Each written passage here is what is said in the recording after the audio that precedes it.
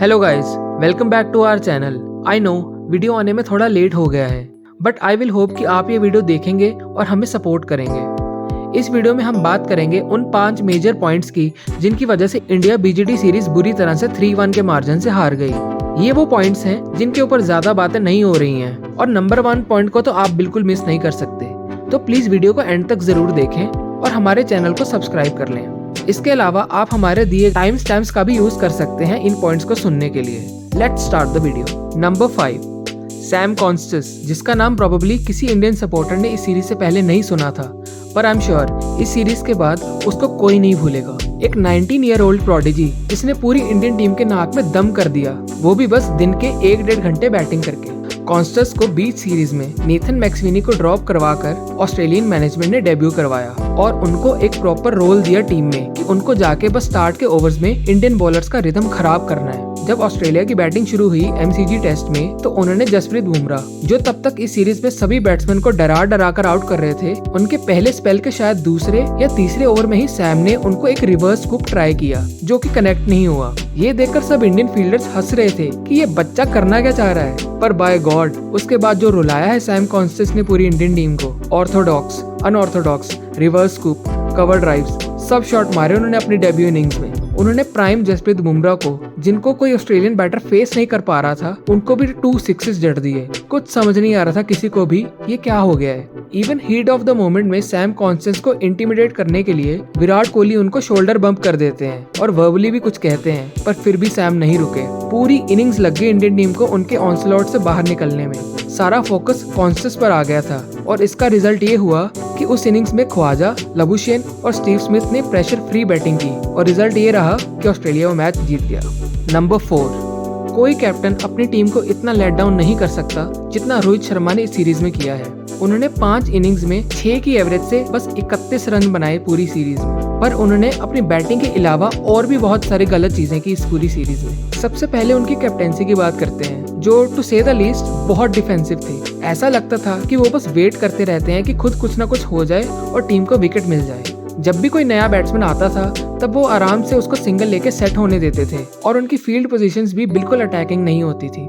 जब उन्होंने second test से टीम को ज्वाइन किया तब उन्होंने नंबर 6 पर बैटिंग की, जो उनको बिल्कुल सूट नहीं करता। उन्होंने ये डिसीजन ये बोल के लिया कि वो टीम का बेटर सोच रहे हैं और जायसवाल और राहुल की अच्छी चल रही ओपनिंग पार्टनरशिप को ब्रेक नहीं करना चाहते, बट वो खुद 4th मैच में ओपन करने आ जाते हैं और केएल राहुल को नंबर 3 पर डिमोट कर देते हैं। तो ये क्या बात हुई? आप यहाँ तो पहले गलत थे या फिर अब गलत हो गए। पूरी सीरीज में वो बहुत इंडिसाइसिव दिखे। ऊपर से उन्होंने शुभमन गिल को ड्रॉप कर दिया एमसीजी टेस्ट में और 2 स्पिनर्स खिला लिए जहाँ पर बिल्कुल स्पिन फ्रेंडली कंडीशंस नहीं थी। और सबसे बड़ा ड्रामा तब हुआ जब वो लास्ट टेस्ट मैच नहीं खेले। उस दिन फैंस में सिडनी टेस्ट इंडिया कैसे जीतेगा इसकी बात कम हुई और ये बात ज्यादा हुई कि रोहित को ड्रॉप किया गया है या वो खुद बाहर बैठे हैं। और ये जो हर चीज आजकल पीआर को लेके होती है, वो एज ए क्रिकेट फैन मुझे बहुत गुस्सा दिलाती है।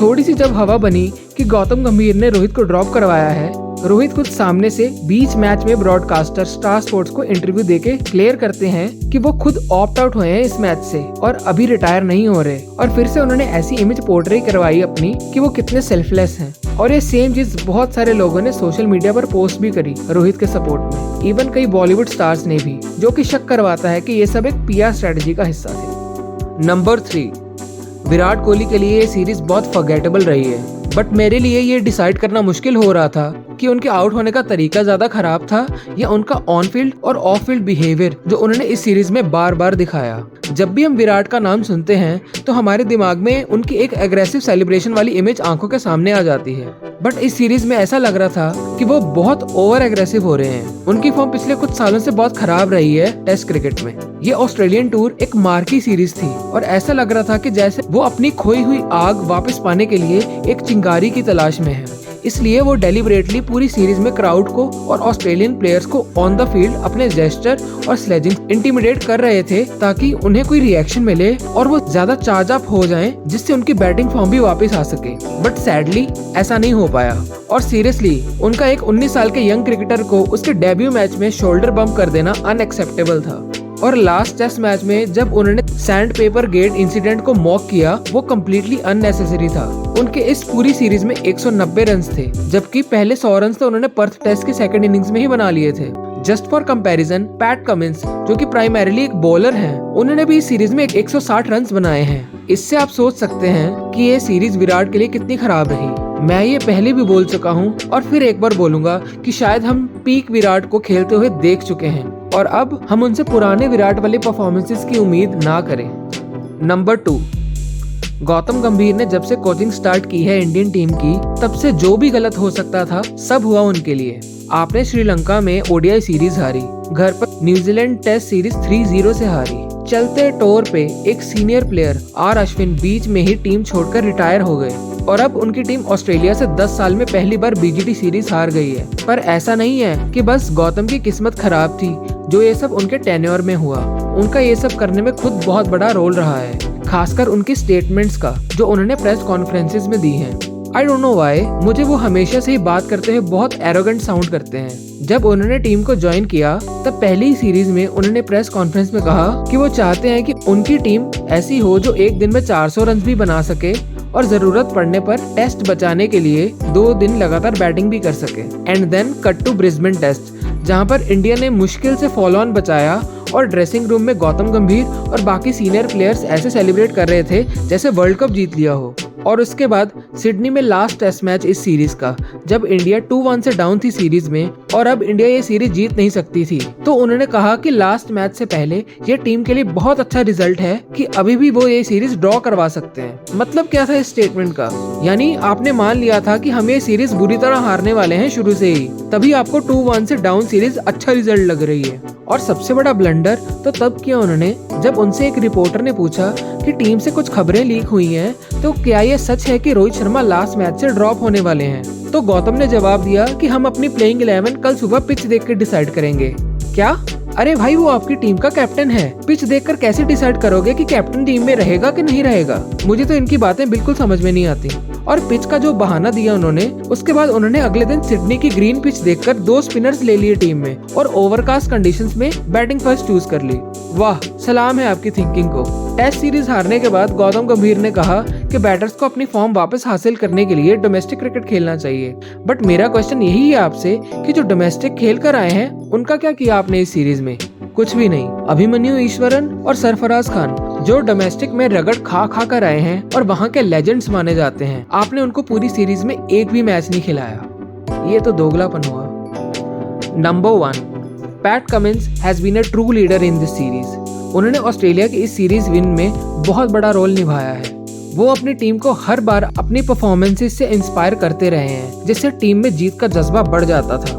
पैट कमिंस के लिए बोला जाता है कि ही मेक्स थिंग्स हैपन, जो कि सच भी है। किस पॉइंट की बात करूं मैं उनके ऊपर जो उन्होंने इस सीरीज में करके दिखाया है। मैं बात करूं उनके 25 विकेट्स की जो उन्होंने इस सीरीज में ली और सबसे ज्यादा अराउंड 170 ओवर्स बॉलिंग करवाई बिना इंजर्ड हुए पूरी सीरीज में। यहाँ ये पॉइंट सामने रखूं कि उन्होंने इसके साथ सीरीज में अराउंड 160 रन भी बनाए।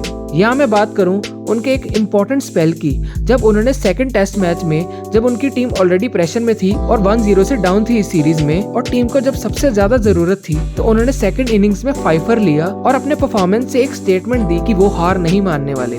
क्या मैं बात करूं उनकी जब उन्होंने एमसीजी टेस्ट में 90 रन बनाए और 6 विकेट्स ली, जिसने टीम को जिताया और इंश्योर किया कि वो ये सीरीज नहीं हार सकते। बट मैं एक वो पॉइंट बताऊंगा जिसके ऊपर शायद कोई बात नहीं करेगा, जो शायद किसी और को इतना बड़ा मोमेंट लगा भी ना हो, पर मेरे लिए ये एक डिफाइनिंग मोमेंट था।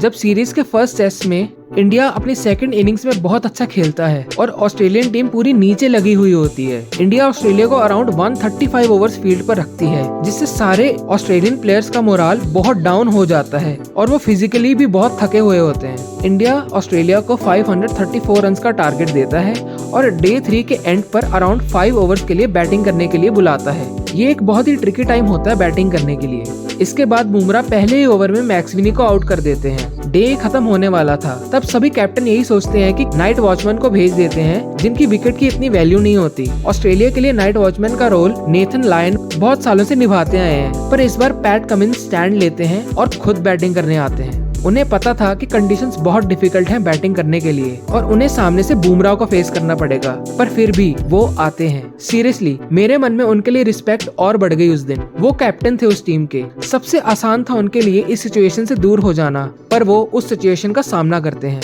एंड में वो आउट हो गए डे खत्म होने से पहले और ऑस्ट्रेलिया वो मैच हार भी गया, बट हमने देखा उस दिन कि वो captain who really leads from the front. और एक हमारे कैप्टन थे जो ओपनर थे, but pink ball test match में वो नंबर 6 पर खेलने आते हैं। For me the real man of the series was Pat Cummins, who inspired his team to win the trophy.